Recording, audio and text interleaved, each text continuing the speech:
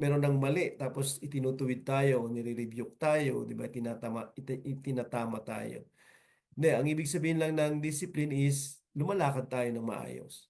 Okay, kapag lumalakad tayo ng ayon sa kanyang katwiran, ayon sa kanyang kalooban, di ba? Ayon sa kanyang ah, utos, yun ay discipline na paglalakad. Okay, at kapag nawawala doon yung isang Christian at ibinabalik siya, di ba? Yun pa din ay discipline. Pagdidisiplina pa din um, yung ginagawa sa ganung paraan. Kaya lang yung biblical discipline, yung disiplinadong pamumuhay sa Panginoon ay yun nga, yung sinasabi ng ating subtitle, kanyang ini-encourage yung discipleship. Ginagawa niyang madali pala, sorry, yung discipleship. Ini-encourage niya yung restoration kapag pumapalpak yung mga kapatid o tayo. 'Di ba? Ini-encourage niya tayo na manumbalik sa Panginoon at kanyang binibigyan ah, ng gana yung ating paglilingkod. Okay, yan yung ginagawa ng disiplina. So, dito sa ating part 2, marami tayong pag-uusapan tungkol dyan. Okay, pag-uusapan natin yung church discipline and discipleship. Parang Bible study siya. Church discipline and ministry effectiveness. Okay, parang yun din yung pinag-usapan natin nung nakaraan pero medyo mas mahaba lang ito. Number 3, church discipline and the church's testimony. Okay, yung testimony ng simbahan. Anong kinalaman ng church discipline dyan? Number 4, the destructive power of undisciplined Christians. Merong kapangyarihan din yung hindi disiplinadong paglalakad. Okay, pero ito ay nakakasira. Diba? Hindi siya nakaka-encourage, hindi siya nagbabango, nagtatayo. Okay, nakakasira siya, destructive. Yung kapangyarihan ng hindi disiplinadong paglalakad. At yung panghuli, practical steps for restorative discipline. Ano-ano yung mga hakbang, di ba, para yung ating mga paglalakad, kung ito ay sumasablay, kung ito ay nawawala dun sa tama, ay naipapanumbalik natin. Ano-ano yung mga dapat nating malaman o maintindihan. So, yung mga yan po yung ating pag-uusapan ngayong gabi at medyo punong-puno yung ating pag-uusap ngayong gabi. So, church discipline, yan pa rin po yung ating pinag-uusapan ngayon. Biblical discipline facilitates discipleship, fosters restoration, fuels ministry. So number 1, church discipline and discipleship. Mahalaga yung church discipline sa pag-aalagad.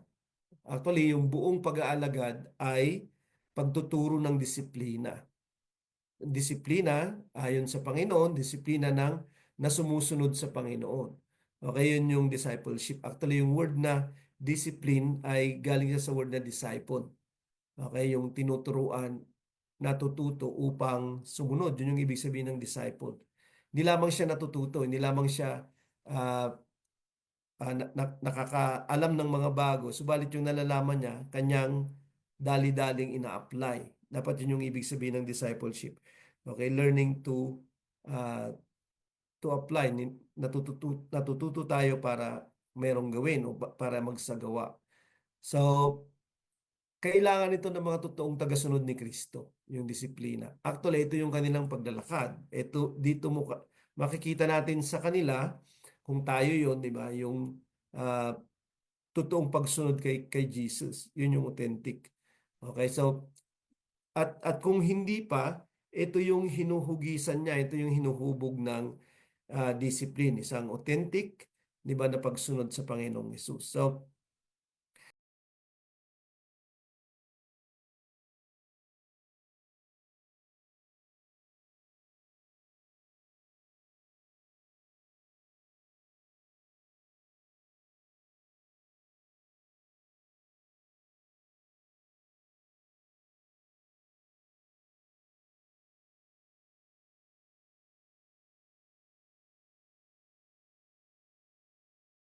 at ang pagtuturo ay hindi lamang dahil nakikinig tayo sa sinasabi sa harap, kundi natututo tayo sa isa't isa.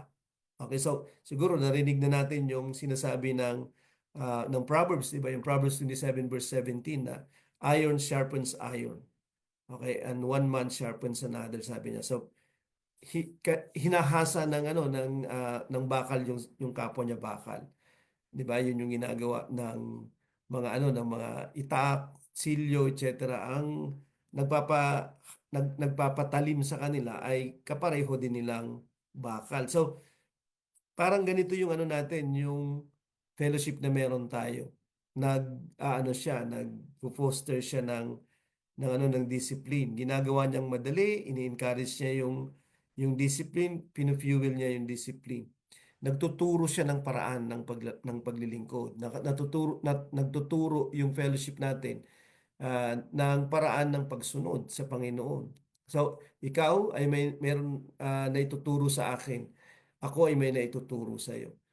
So, mahalaga yung ating ginagampanan isa't isa kasi sinasharpen natin, ginagawa nating maging mas marunong, mas nakakaalam, 'di ba? Mas nakakasunod ang isa't isa. Kasi sa mga pagsunod natin, napapaalalahanan natin yung isa't isa. At kung tayo naman ang hindi sumusunod, pag nakakita tayo ng mga sumusunod, napapaalalahanan din tayo ng tamang pagsunod.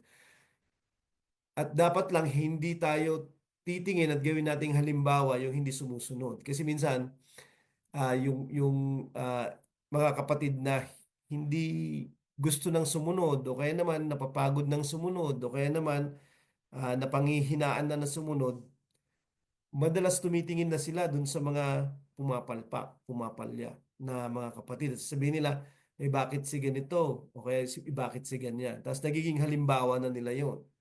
So, hindi yun yung tamang pagsunod. Hindi yun yung authentic na follower ni Jesus. Di ba? So, tumingin tayo ng authentic na follower ni Jesus at masya-sharpen tayo ng mga ganitong uri ng kapatid. At marami dyan, brothers, sisters. Di ba? Yung mga authentic talaga na gustong sumunod at hindi lamang nagsusumikap, talagang buhay nila yung pagsunod. Kaluguran nilang palugurin ang Panginoon sa buhay nila. Sa Hebrews 12 verse 10, Hebrews, Hebrews 12 verse 10. Okay, so meron ditong paghahambing ng ano ng isang magulang na nagdidisiplina ng kanyang anak at yung pagdidisiplina ng Diyos. So, dinidiscuss yung pagdidisiplin dito, pero comparison siya ng dalawa, yung pantao at yung pang ano, godly na pagdidisiplin. Sabi niya, yung pantaong disiplina, di ba, yung ating parents, for they disciplined us for a short time as it seemed best to them. But he disciplines us for our good, that we may share His holiness. So, yung mga magulang natin, pag dinidisiplina nila tayo, di ba, tinutuwid, pinapagalitan, tinatama, pansamantala, yun yung ginagawa nila. Kasi sila yung mga pansamantalang mga magulang natin. At kung ano lang yung tama para sa kanila, di ba, yung naaabot lang nila na tama kung sakali. Yun yung kanilang itinuturo sa atin. At kapag hindi tayo sumusunod, dinadala nila tayo ulit doon. Hebrews 12 verse 10, sorry. Hebrews 12 verse 10. So, kaya lang si God, sabi niya, dinidisipline niya tayo para sa ating kapakanan. 'Di ba? Hindi para sa sarili nila. 'Di ba? Minsan tinutuwid tayo ng mga magulang natin kasi sinasabi nila, kapag hindi ka sumunod, 'di ba? Kahihiyan ka sa amin, kahihiyan ka sa pamilya. Pero tayo, kapag dinidisipline tayo ng Panginoon, for our good, for our own good. Hindi yung tinutuwid niya tayo para sa kanyang kapakanan. O, mayroon din ganung parte, di ba? Pero ang sinasabi ng verse na ito ay para talaga sa ating kapakanan. That we may share His holiness. Upang kung tayo makabalik sa katwiran, di ba, makabalik tayo sa tama at matuwid na paglalakad, ay makakapaglakad din tayo sa kanyang kabanalan. So, para siyang oven na kung saan tayo mga matitigas, di ba, ay hinuhulma. Kinakailangan na ano na yung apoy ng ano ng pagtuturo kung sakali. At kinakailangan ito habang tayo nagmamature. Actually, lifetime yung discipleship. Okay, ito yung ginagawa natin sa pagsunod natin sa Panginoon. So from time to time, tayo ay itinutuwid upang tayo ay maging naayon sa kanyang kalooban, upang ang ating mga katangian ay maging katulad ng kanyang anak, si Kristo, Christ-likeness. Number one yan. Ang number two, okay, so yung discipline, ginagawa tayong authentic follower. Yung number two, yung discipline ay ginagawa niya tayong maging alagad. Okay? Parang follower din siya. Pero yung pag-aalagad ay mas higit. Kasi hindi na lamang tayo sumusunod sa mga sa ilang mga alituntunin, kundi tayo din ay natututong maglingkod. Tayo din ay natututong mag-minister, 'di ba, sa discipleship. Kasi medyo mas general ang discipleship. So, katulad ng sinasabi natin doon sa subtitle kanina, pino-fuel niya yung ministry natin. Okay, ginagawa niya tayong maglingkod. Yung disiplina. Kasi part ng discipline natin o discipleship natin ay ministry, paglingkod. For example, sabi ni Paul sa Timothy, 1 Timothy 4 verse 7 to 8. 1 Timothy 4 verses 7 to 8. Have nothing to do with irreverent, silly myths, sabi niya. Rather, train yourself for godliness. Ah, so sabi niya may mga alamat, 'di ba, na tinuturo yung sanglibutan, yung mga ibang ah, mga mga nagtuturo, mga silly myths, wag daw 'yon, wag 'yun yung ating matutunan, wag daw yung hindi naayon sa katotohanan, kundi ating sanayin yung sarili natin sa kabanalan o godliness. Verse 8, for while bodily training is of some value, godliness is of value in every way, as it holds promise for the present life and also for the life to come. Okay, so merong bodily training, di ba? Nag-exercise, nag-gym, okay, yan yung ginagawa natin sa bodily exercise. May value pa din yan, syempre, kasi may buhay pa tayo sa laman at yung laman, di ba, na papangalagaan natin. Sabi nga nila, kapag nag-exercise ka, kahit na medyo overweight, mas tatagal yung buhay mo kaysa yung tama yung timbang pero hindi nag-exercise. Hindi ko alam kung totoo, pero yun yung naririnig ko palagi na sinasabi. Meron talagang value, some value yung bodily training or exercise. Pero yung godliness, yung training for righteousness, is of value in every way. Sabi, hindi lang some, kundi every way. As it holds promise for the present life and also for the life to come. Kasi titiyakin niya na makakapamuhay tayo ng maayos sa kasalukuyan. Ganon din sa susunod na buhay, sa susunod na age kung sakali. Okay, hindi lamang this present age, kundi yung age to come. Yun yung kanyang tinitiyak. Makakapamuhay tayo ng matuwid at maayos. So, kinakailangan natin ng pagtutuwid, kinakailangan natin ng pagtatama. At hindi man ito maalwan, hindi man ito mapayapa, di ba? Kapag ginagawa ito sa atin, kasi sino ba naman yung gustong ma-rebuke? Sino ba naman yung gustong ay tama kung sakali? Kaya lang maganda siya na tool for equipping. Kasi nasasanay tayo sa katwiran. Nagkakaroon tayo ng katwiran na hinahanap ng Panginoon o ginugusto ng Panginoon na magkaroon tayo. So, itong pagdidisiplina na ito ay ini-equip tayo ng mga believers. Pero ini-equip tayo na maging ministers kasi yun yung sinasabi ng Ephesians 4 verse 11 verse 12. Okay, lahat ng equipping, lahat ng pagtuturo na natatanggap mo at natatanggap ko ay para maihanda tayo, okay, sa paglilingkod, para tayo ay makagawa ng maayos sa ating mga paglilingkod. So, yung discipline ay gagawin tayong maging effective na disciple. Hindi lamang mga disciples, kundi disciplers, taga pagturo din naman. Okay, so mahalaga siya. Okay, yung godly living, yung godly training kung sakali. At ginagawa niya tayo na nagiging maingat. Okay? Kasi pwede nating isipin na si Lord ay mapagbiyaya, si Lord ay love, 'di ba? Yun yung palaging pinagsasaya natin dahil sa biyaya, dahil sa pag-ibig, dahil sa habag, dahil sa awa, 'di ba? Compassion, mercy.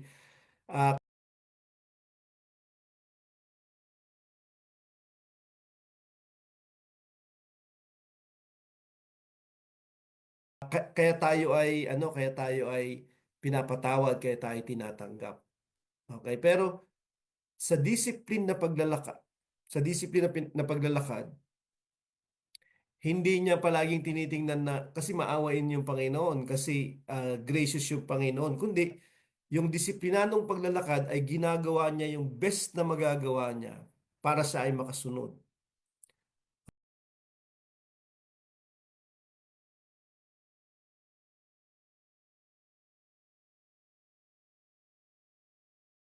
Okay? Yung ibinibigay niya yung best na makakaya niya kasi deserve ni Lord yung best.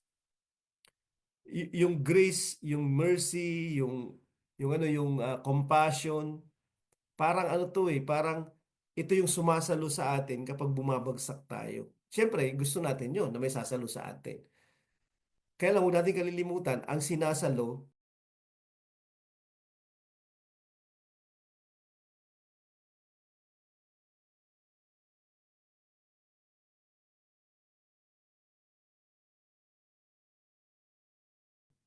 bumabagsak kasi siya. Di ba mas maganda na nakatayo tayo? Or, mas maganda na sinusubukan natin yung lahat ng magagawa natin na nakatindig pa rin tayo.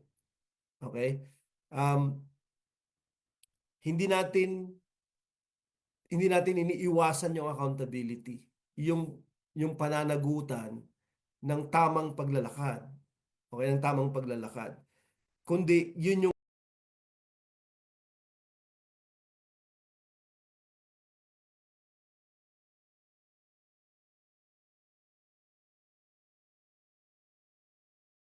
ating ipinagsasaya, yung tamang paglalakad. Hindi ko sinasabi hindi na natin kailangan ng grace. Madami pang hitsura yung grace sa buhay natin, hindi lamang yung kapatawaran, hindi lamang yung pagtanggap ulit o restoration ng Panginoon. Hindi lang yun yung mukha ng grace. Maraming tinatanggap tayo, tinatamasa na galing sa biyaya ng Panginoon. Pero yung grace na yon, yung gusto kong pag-usapan natin, na pwede nating, or wag natin siyang, wag natin sanayin yung isip natin at yung sarili natin na tayo, condition tayo na mag-isip na um, okay lang na na magkasala, okay lang na pumalpak kasi si Lord naman ay mapagbiyaya, maawain at mahabagin. Okay? So,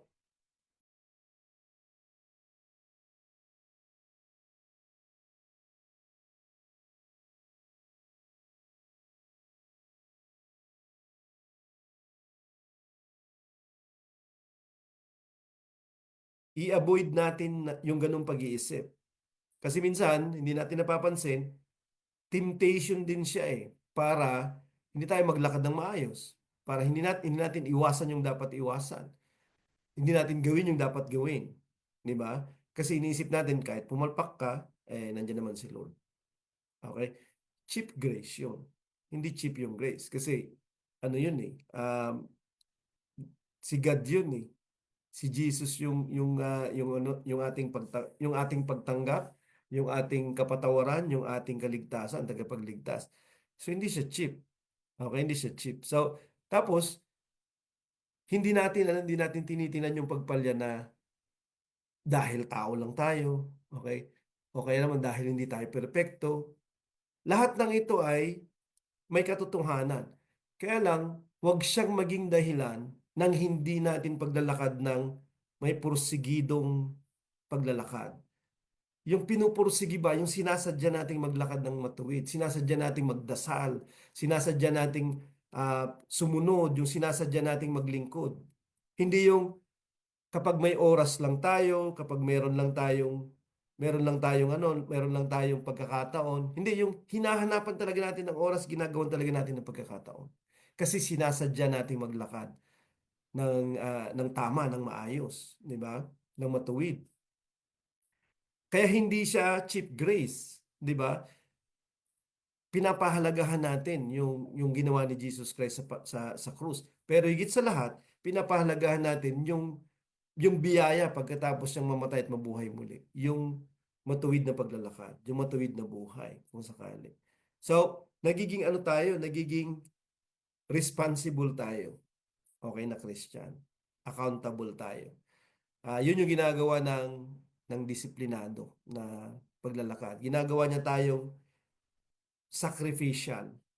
Hindi yung, hindi, si Lord na maawain, si Lord ganito. Na para bang, ano yung ginawa mo? Ano na ang sinakripisyo mo sa Panginoon? Di ba?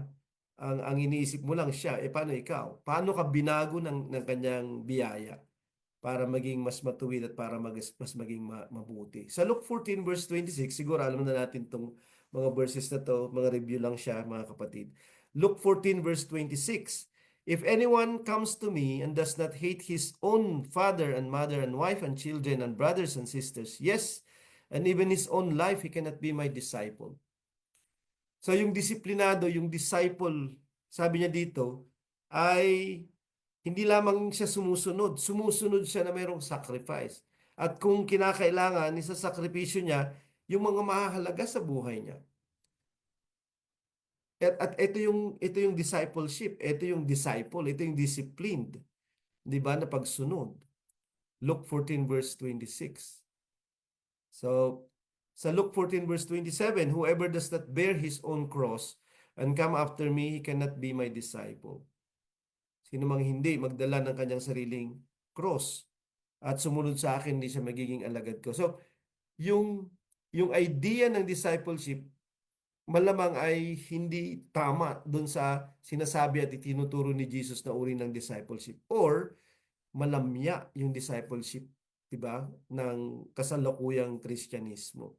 Okay, kasi yung discipleship na sinasabi ni Jesus, kasi dito makikita mo para kanyang huhubaran ng mga mahalaga sa buhay mo. At ang maiiwan na lang ay ikaw at siya.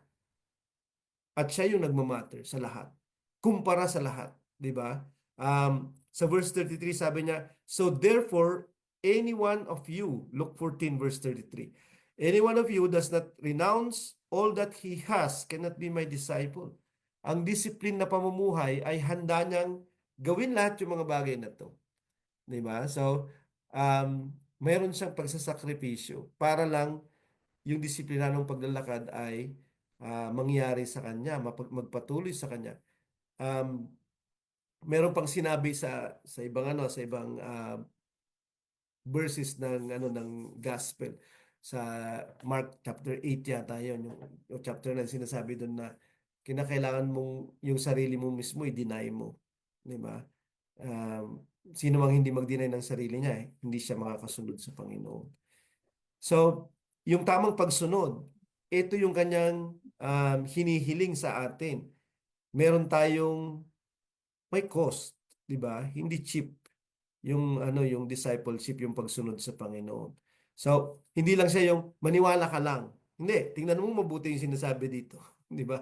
Kaya ba ng mga tao nagsasabing maniwala ka lang yung mga bagay na ito na i-give up, 'di ba? Kung sakali para lang sa kanilang discipleship.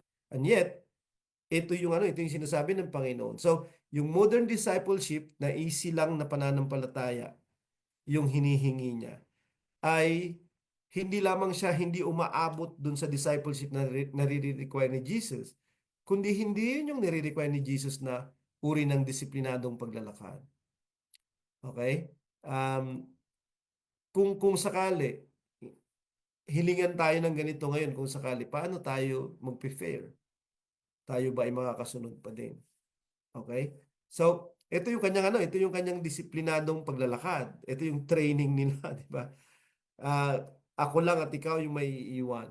Kasi sa dulo, ganun talaga yung mangyayari. Wala tayong madadala, wala tayong makakasama, kundi tayo lang at haharap tayo sa Panginoon. So, yung susunod, gagawin niya tayong epektibo sa ministry. Okay? Yung church discipline, gagawin niya tayong effective na nagmi-minister kung sakali. Sa paanong paraan? Okay? Kasi pinipreserve ng discipline yung mission ng simbahan.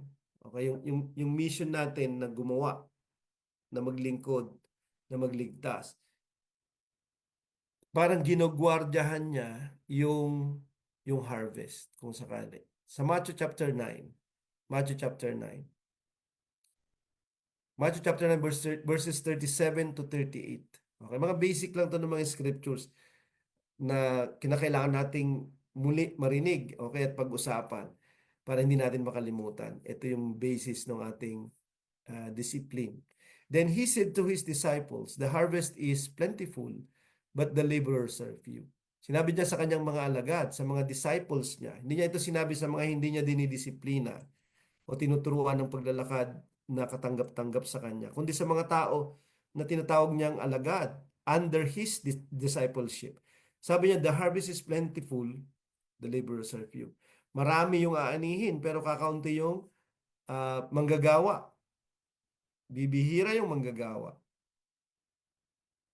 Parang ganun yung katotohanan palagi sa church. Okay? Mas madaming gusto lang na nandun, um, na makinig, na makipag-fellowship. Kung sakali lang yung pinakamadaling gawin, yung pinakamadaling uri ng membership ng simbahan, yun lang yung gusto nilang salihan. Pero yung iba ng uri ng discipleship, yung magdi-level up na discipleship, yung magsa-sacrifice ka na, mag-share ka na, magbibigay ka na, hindi na yun. Okay? Palaging yung laborers, di ba, yung magsasakripisyo ng madami, ng mahirap, kakaunti. Therefore, sabi niya, "Pray earnestly to the Lord of the harvest to send out laborers in His harvest." At palaging ito yung uri ng discipleship na hinihiling ng Panginoon na ipag-pray natin, mga laborers. Okay, so hindi na lamang tayo natututo ng mga salita ng Panginoon, ng ah, mga doctrines, kundi natututo tayo maging laborers. Gagawa tayo ng mahirap. Magsasacrifice tayo ng madami. Okay? Kaya lang kapag hindi natin magawa yan personally, yun yung dahilan kung bakit madami pa ring harvest, kukunti pa din yung harvesters. Okay, yung mga manggagawa. So, gagawin tayong yung disiplinadong pagsunod at paglilingkod. Gagawin niya tayong maglingkod sa iba. Gagawin niya tayong uh, gumawa para sa kapakanan ng iba. Kaya magiging fruitful yung ministry ng simbahan eventually. Dadami yung church, dadami yung Christians, dadami yung church plants. Okay, sa pamamagitan ng mga ganitong uh, na disiplina ng mga Christians kung sakali. Di lamang nila ginagard yung harvest, tinitiyak nila yung harvest. Okay? Sila yung mangunguna sa missions. Hahanapan nila ng oras yung pagmimisyon. Hahanapan nila ng oras um, yung harvest ay maani na. Okay? So, yung isa pang aspeto nitong gagawin kang epektibo sa ministry. Hindi lamang gagawin kang mag-labor for the harvest, for the missions, or for evangelism, or para sa kapakatan ng kaligtasan ng iba. Kundi, yun nga, babalik tayo dun pala sa idea na yun. Papayag tayo na ma-prune para mag-grow pa tayo. Okay, so kasi gagawin niyang sigurado yung disiplina, gagawin niyang sigurado yung harvest, maging fruitful yung missions at ministry ng evangelism. Merong isang verse o dalawang verses o isang verse sa John 15 verse 2. Sabi ni Jesus, "Every branch in me that does not bear fruit, He takes away. And every branch that does not bear fruit, He prunes, that it may bear more fruit." O so alam natin, di ba? Kapag may bunga, okay, yun yung gustong-gusto ng nagtanim. At tayo daw ay kasama sa ubasan ng Panginoon. Siya yung farmer, yung father yung farmer, si Jesus yung puno ng ubas at tayo yung kanyang mga sanga. Pero sabi niya, bawat sanga na nagbubunga ay kanyang iniingatan, kanyang inaalagaan. Pero yung mga hindi nagbubungang sanga, tinatanggal niya. Okay? At sabi niya dito, every branch that does not bear fruit, He prunes. Yung mga hindi na, yung mga nagbubunga, kanyang pinuputulan pa para mas lalo silang maging mabunga, sabi niya. Kasi yun yung ginagawa ng mga farmers na may mga vineyards, yung mga ubasan. Okay, kapag ka ah, nagpapaano pa lang, bulaklak pa lang sila ay mayayabong yung ano, yung ubasan, mayabong siya sa leaves, mayabong siya sa sanga. Pero kapag nagsimula na siyang magbulaklak tapos magsimula ng umusbong yung kanyang mga bunga, pinuputulan na sila ng sanga. Kahit yung ibang mga may mga bungang sanga, pag gusto nilang mas lalong lumaki yung clusters ng grapes, okay, yung kumpol ng grapes, puputulan nila ng sanga yan. Kasi additional na pupuntahan ng nutrients, okay, ng nutrisyon, okay, ng buong ubasan, yung bawat sanga. So, pag pinutol mo yung mga ibang mga sanga, yung nutrition pupunta na lang siya sa kumpol ng ubas, sa bunga na lang siya pupunta. At mas ma-encourage siyang magbunga, mas ma-encourage na maging malalaki yung bunga niya at malulusog yung kumpol, yung clusters. So, ganun yung idea nito. Kaya kung bakit tinatanggalan sila ng sanga, di ba yung ubasan? Para mag-encourage ng fruitfulness at malalaki, di ba, na fruit yung lalabas kung sakali. Kasi yung nutrition pumupunta na lang sa kanila. Eventually, makakita ka ng mga ubasan na ano sila, puro bunga na lang sila. Wala na halos. O kaya wala na talagang kasamang dahon kasi tinanggal na pati dahon. Kasi gusto nila na ang lumaki ng lumaki na lang ay yung mga bunga. Ito yung ikinikwento ni Jesus dito sa John 15, verses 1 and following verses. 'Di ba? Yung pagiging sanga natin, kinakailangan tanggalan tayo. At minsan may mga dapat na baguhin tayo, may mga dapat na alisin tayo sa ating mga pag-uugali, sa ating paggawa, sa ating mga actions and reactions, etc. Kasi hindi siya nakakabuti o kaya naman nakakapigil siya sa bunga ng Panginoon sa atin. Either yung kanyang attributes, yung kanyang mga katangian, hindi lalabas sa atin kasi may mga paraan pa rin tayo na pumipigil doon, 'di ba? Like for example, 'di ba? Hindi natin matutunan na magsabi ng totoo. So paano tayo magiging makatwiran? Paano tayo magiging makatotohanan kung madali lang tayo magsinungaling? Madali lang tayo na hindi maging matapat. Okay, so itong mga kaparaanan na to na dati pa, kapag hindi natin baguhin, okay, hindi lalabas yung katotohanan sa atin. So napipigilan, 'di ba, yung katangian ng Panginoon kasi siya ay katotohanan. I am the truth, sabi ni Jesus. So hindi lamang tayo maniniwala na siya yung truth, kundi pwedeng lumabas yung katotohanan sa atin kasi pinapamuhay natin siya. Sa Hebrews 12, kanina Hebrews 12 verse 10, ngayon naman 11. Okay? 11, 12, 13. Hebrews 12 verses 11, 12, 13. Naku, baka may part 3 pa to. Hindi natin matatapos. For the moment, all discipline seems painful rather than pleasant. Kapag ikaw ay itinutuwid, dinidisiplina, sabi niya, para bang sa kasalukuyan habang dinidisiplina, 'di ba? Parang masakit. 'Di ba? Hindi naman masaya, 'di ba, na madisiplina. But later, sabi niya, it yields the peaceful fruit of righteousness to those who have been trained by it. Pero pagkatapos, ay magkakaroon na ng bunga ng katwiran. Sabi niya, yung mapayapang bunga ng katwiran para sa mga sinasanay, para sa mga itinutuwid. Okay, so kailangan ng pruning. Okay, kinakailangan ng pagdidisiplin. At dahil doon tayo ay nagiging mas matuwid.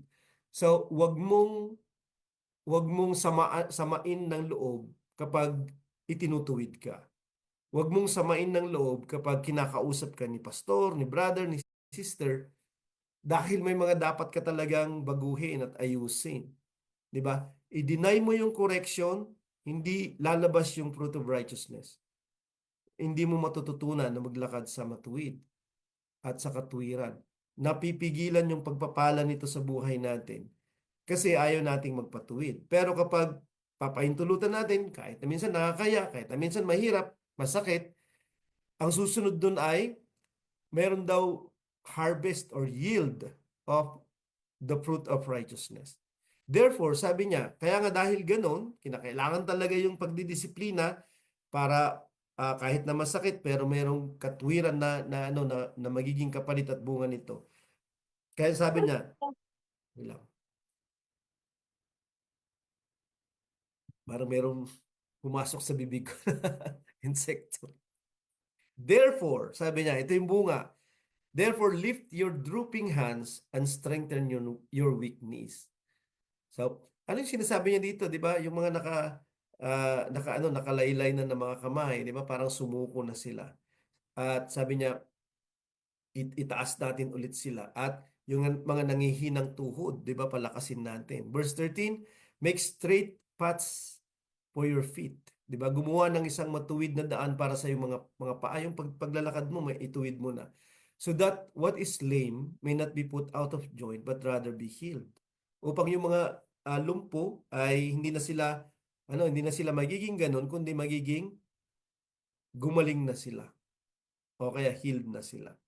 'Di ba? So dapat ma-encourage tayo na mayroong discipline. Ito yung sinasabi ng 11. Kahit na masakit, kahit na mahirap. Kasi mayroong nag-aantay na matuwid na bunga para sa ating kapakanan, di ba? So, tinitrain tayo for righteousness. Hindi para saktan lang tayo, hindi para pahiyain lang tayo. Di ba? Na, oy, hindi ka naglalakad ng maayos o kaya naman hindi ka nagdadasal or tinutuwid tayo sa mga ibang mga gawi at gawa natin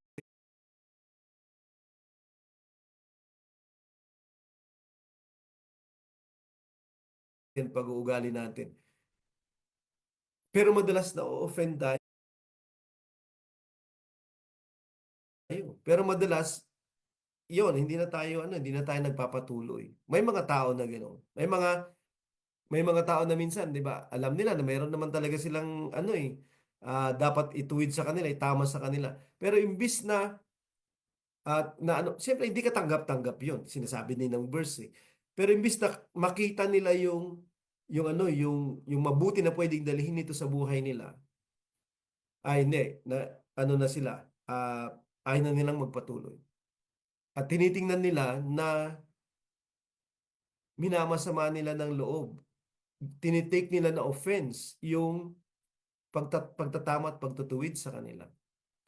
Una, hindi na sila magbubunga ng righteousness, isang righteous na pamumuhay, discipline, 'di ba, na pamumuhay. Um,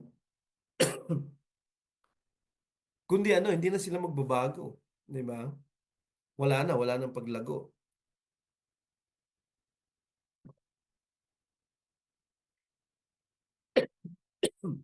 Hindi na nila makakaya na makatulong sa iba. Excuse me. Parang mayroong pumasok na maliit na insektong lumilipad eh. Kaya, pero sabi niya, kapag pinayagan natin siya, yung pagdidisiplina, merong katwiran, di ba, na dadating.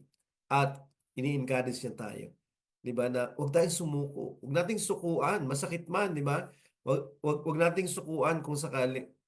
Um, kundi tunguhin natin yung matuwid na daan, di ba, yung kalakasan, yung yung kagalingan o healing. Okay? Kasi yun yung gagawin niya sa atin, yung pagdidisiplina kung sakali. So merong tinatawag na makadiyos na pagtutuwid, 'di ba? Yung pagputol ng kung ano yung hindi dapat, 'di ba? Parang sanga ng ubas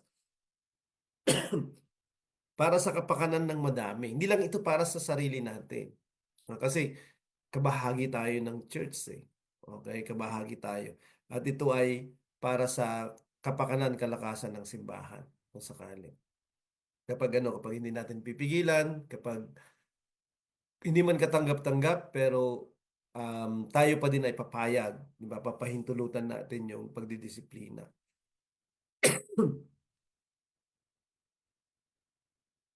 Mas marami siyang ginagawa sa ating personal at sa paligid natin sa simbahan na mayroon tayo.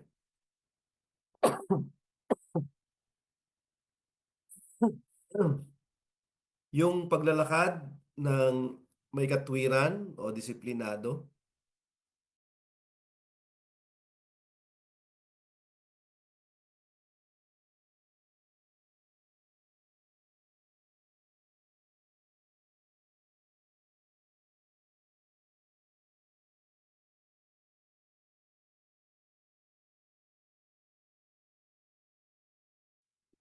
Hindi lamang niya titiyakin yung bunga, kundi puprotektahan niya yung bawat isa sa atin. Yung shepherd,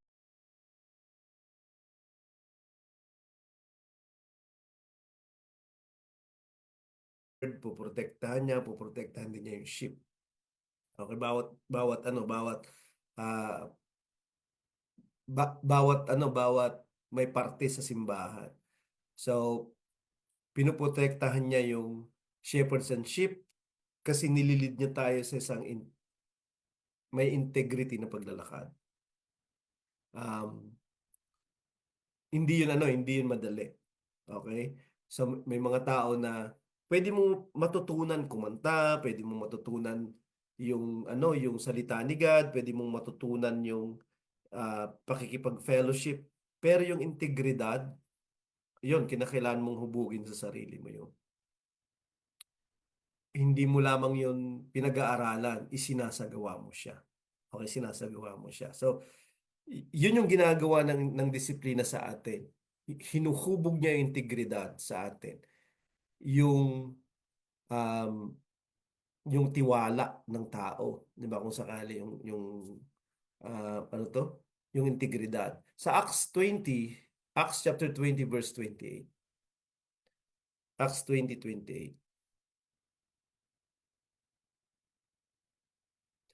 Pay careful attention to yourselves and to all the flock. Sabi ni Paul sa mga pastors. Okay? Inyong bigyan ng tuon o pansin ang inyong mga sarili. Okay? Maingat. At ganun din sa lahat ng mga ng kawan in which the Holy Spirit has made you overseers to care for the church of God which He obtained with His own blood. Okay? At ginawa kayong tagapangasiwa ng Espiritu Santo upang pangalagaan ang simbahan ng Diyos na kanyang binayaran ng kanyang sariling dugo. Nandito yung God na dumugo, okay, upang magkaroon siya ng simbahan. Mabili niya yung simbahan sa pamamagitan ng pagdanak ng kanyang buhay. Pero kanyang pinagkatiwala yung simbahan sa ah, mga overseers, sa mga tagapangasiwa niya. Okay? At sa kanilang pangangasiwa sa kanyang kawan, sa kanyang simbahan ay ang mungkahi, ina-advisean, pinapayuhan sila ni Paul na maging maingat sila sa sarili nila o ingatan nila yung sarili nila at yung buong kawan o yung buong simbahan. Okay, so yung integridad ay hindi lamang yung pastol kundi lahat, yung buong simbahan ay kinakailangan na maglakad na mayroong integridad at tinitiyak ng disiplinadong paglalakad, pagtutuwid kung kinakailangan, pagtatama kung kinakailangan, pagtuturo kung kinakailangan, sa pagtutuwid, pagtatama. Yun yung pamamaraan ng disiplina, di ba? O doon natin nalalaman yung tama, doon natin nakikita yung tama, doon natin naiintindihan yung tama. At therefore pwede tayo maglakad ng tama din sa isang banda. Okay, pero yun ay ibinibigay sa mga pastol upang tiyakin na yung kabuuan ay mapangalagaan. Maituwid kung sakali may tama, maturuan. Ezekiel 34, Ezekiel 34 verse 2 hanggang 4.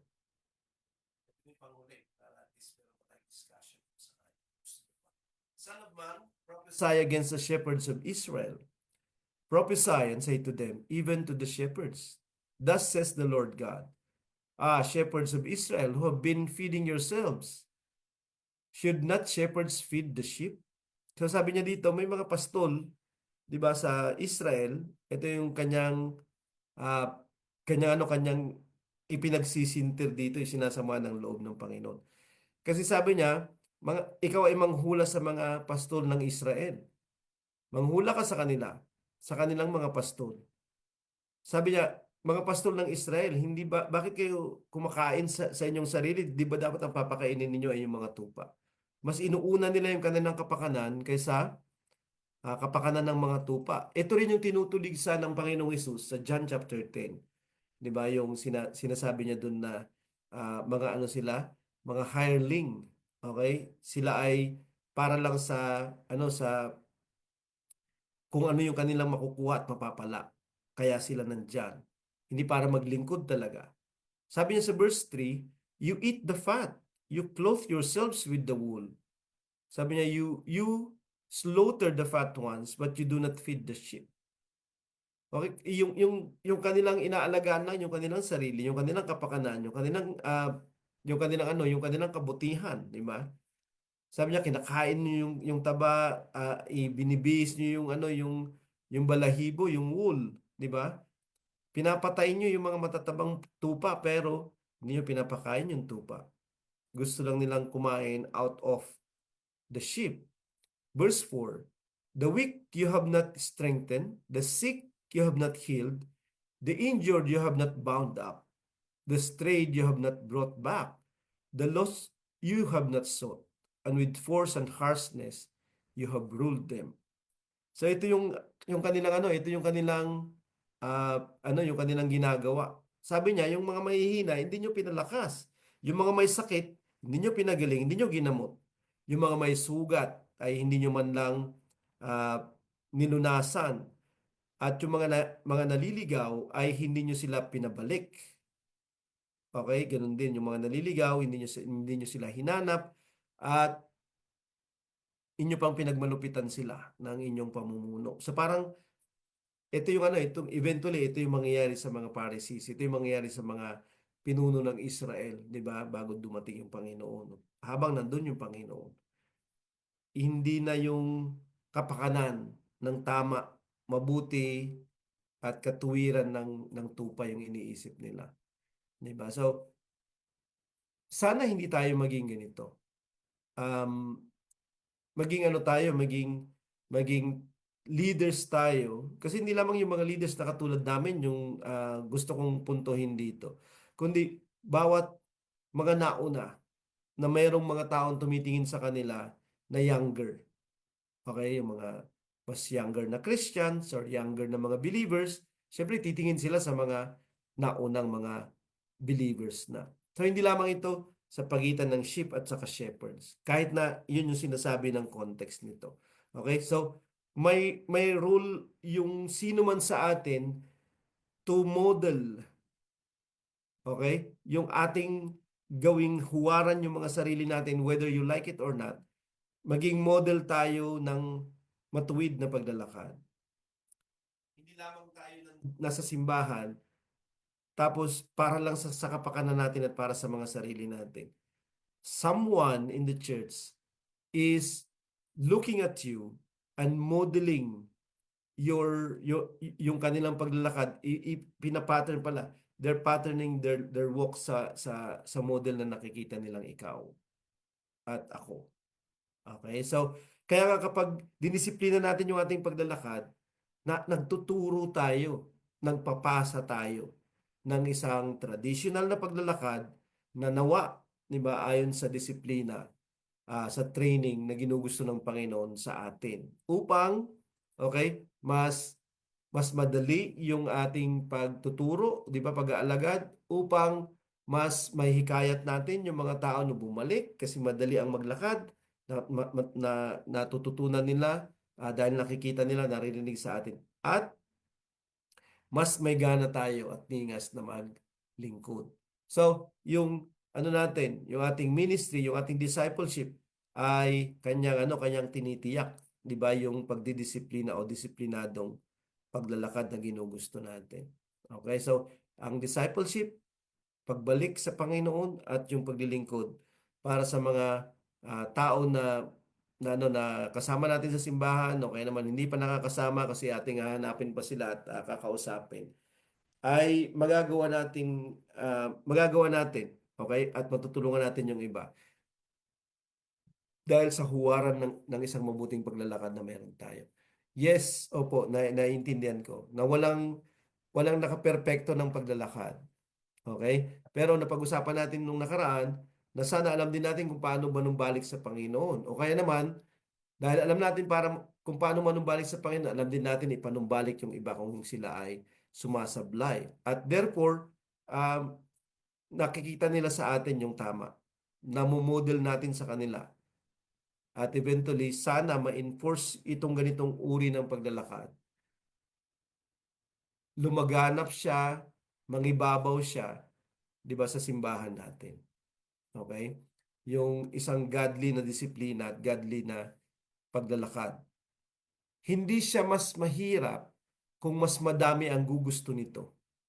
Hindi siya mas mahirap kung pagsusumikapan natin na tulungan yung isa't isa para magawa, 'di ba, yung paglalakad na ganito. Hindi siya mas mahirap kung hindi natin ipagkakait, 'di ba, yung modeling nito sa iba sa loob ng simbahan natin. So itutuloy natin yung tungkol dito kung hindi pa kayo hindi pa kayo sawa, 'di ba? Siguro sawi kayo, pero wag sawa. 'Di ba? Pag hindi pa kayo sawa, meron pa tayong meron pa tayong pag-uusapan tungkol dito. Dinadagdagan natin. Sa susunod. Okay, sa susunod. Pero hindi ko lang alam kung gusto nyo pa na ganito kasi mukhang kukunti lang tayong nag-uusap eh. Kukunti lang pumupunta kapag kapag ka-Zoom. Okay? Kasi ayaw niya yata akong makausap ng personal. Okay? So, or yung iba baka busy-busy sila. So hanggang doon lang po yung pag-uusap natin ngayon. Sa susunod naman, yung iba pa. Magandang gabi sa inyong lahat. Okay, so baka meron kayong gustong sabihin. Sabihin nyo na o magpasawalang hanggan kayong manahimik. Sinasabi ng nagkakasal. Si Brother Mario, kitang-kita talaga eh. Lang nangyayari. Kumusta ka na dyan, Mar? Tinitinan ko lang yung messages po kasi baka meron tayong mayroong pwede tayong pag-usapan kung sakali. Kung wala naman, okay naman. Okay? Pwede tayong mag-usap ulit sa susunod. Sabi ni Sister Maya, one of the verses I love to always watch sa aking paglalakad. Proverbs 15 verse 32. Those who disregard discipline despise themselves, but the one who heeds correction gains understanding. Ang mga nagsasawalang bahala o nagbabaliwala ng pagdidisiplina ay kanilang pinababayaan yung kanilang mga sarili. Pero ang mga nakikinig ng pagtutuwid ay nagkakaroon ng kaunawaan. Merong sobrang mapapala ang pakikinig sa pagtuturo. Totoo yun kasi long time ago, kami din ay tinuruan. Kami din ay tagapakinig. Actually, kahit ngayon naman. Okay, so Proverbs 12 verse 1, whoever loves discipline loves knowledge, but whoever hates correction is stupid. Okay, sino mang umiibig ng pagdidisiplina ay nagmamahal ng kaunawaan.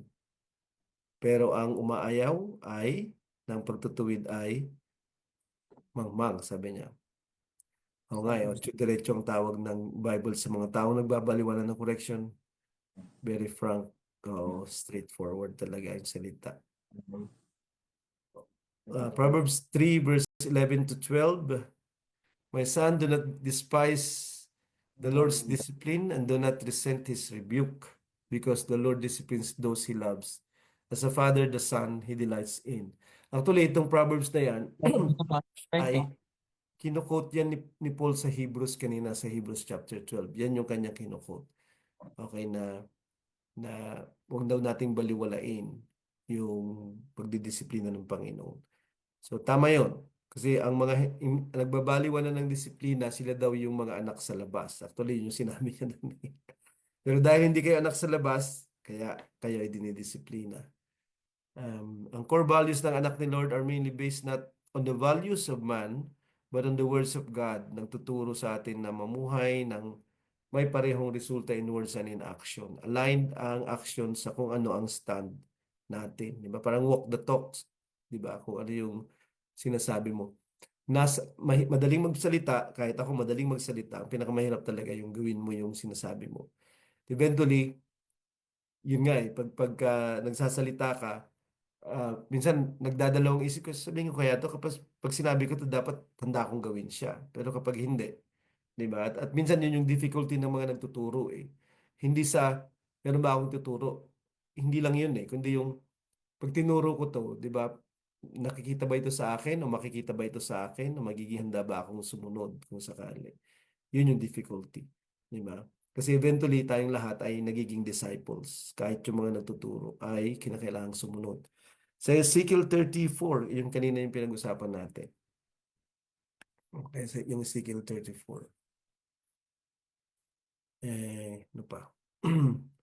Masakit ma-break or makorek ni God. Kaya be humble, sabi ni Eli, and trust the Lord. Gagawin niya tayo magandang vessel para sa kanyang glory. Oh, maraming mga ganyang example sa Bible.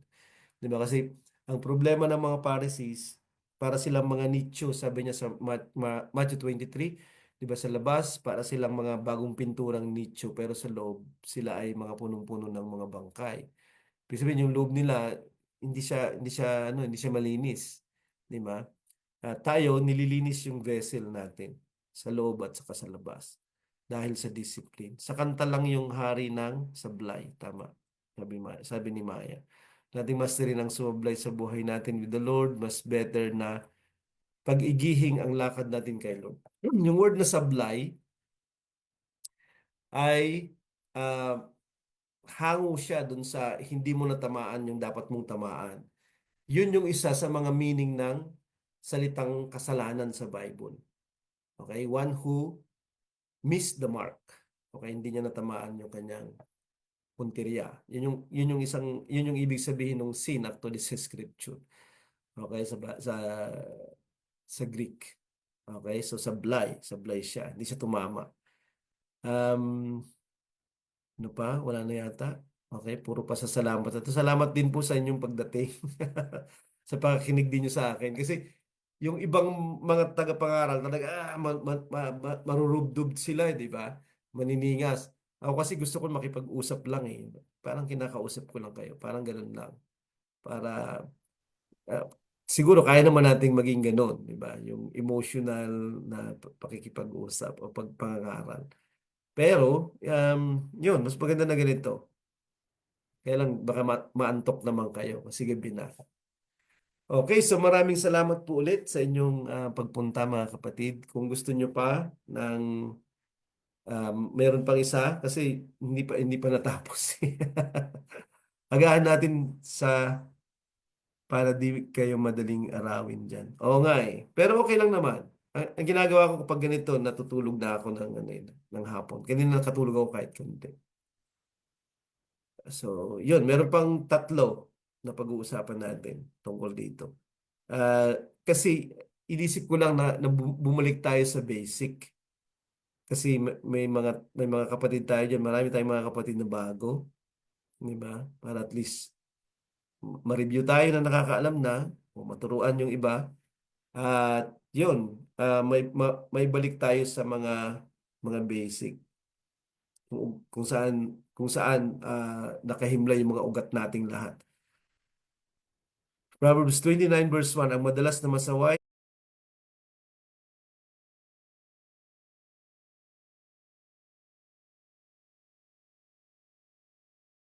na nagpapatigas ng kanyang liig, biglang nababali at walang kagamutan. O, totoo yan. Diba? Yung palagi ang sinasaway, tas ayaw mo, mamaya bigla ka na lang makakagawa ng kakaiba. Tapos hindi ka na mahirap ka nang ibalik.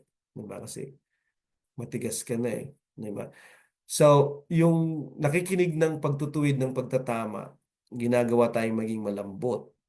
Okay, sa pagtuturo sa disiplina ng Panginoon. So pwede tayong hindi mabali, pero yung hindi naririnig niya pero binabaliwala niya, naririnig niya, binabaliwala niya. Sabi niya yun yung mga matitigas yung leeg. Pag nabali yung mga matitigas, bali talaga siya. Di ba? Yung alam mo yun yung bali na talagang ano siya complete, may hiwalay ka, di ba? Kung sakali. At least kapag malambot, hindi basta-basta mo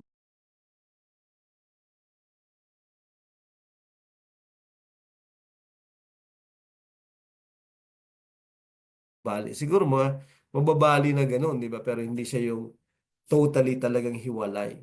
Yun yung sinasabi ng verse na yan. Okay? Yung palaging pinagsasabihan, tas ayaw sumunod, isang araw mababali na lang sila. Oh, wala na sila. At hindi maganda. Okay, hindi maganda. So, maraming mabubuti na gagawin sa atin. Yung pagtutuwid at kung maano natin, hindi naman pagpapasensyan, kung makakayanan natin, okay, lahat ng mga mabubuting bunga nito ay mapapakinabangan. Hindi lamang natin, okay, yung mga tinuturuan natin, hindi lamang sa ministry natin sa loob, kundi sa labas ng simbahan. Okay, madami pa. Provide correction, discipline with love and wisdom, o syempre with grace, di ba? Accept correction, discipline because you are loved and to become wiser. Tama. Ang naghahanap ng ebidensya ng mga natututunan natin sa ating life with the Lord. Okay, so ang ganyan na lang po. Magkita-kita tayo sa susunod ulit. Magandang gabi sa inyong lahat. Magpalain tayo ng Panginoon sa ating paglalakad. Kinakailangan natin magpatuloy. Walang silbi na nagsimula tayo tapos hindi tayo magpapatuloy kasi wala tayong babalikan na bago. Na dati. Okay? Wala na. Wala nang dati tayong babalikan. Actually, hindi tayo katulad ng dati. Dati hindi tayo nakakilala kay Lord, di ba? So, ang pagbalik sa dati ay hindi na pagiging dati ulit.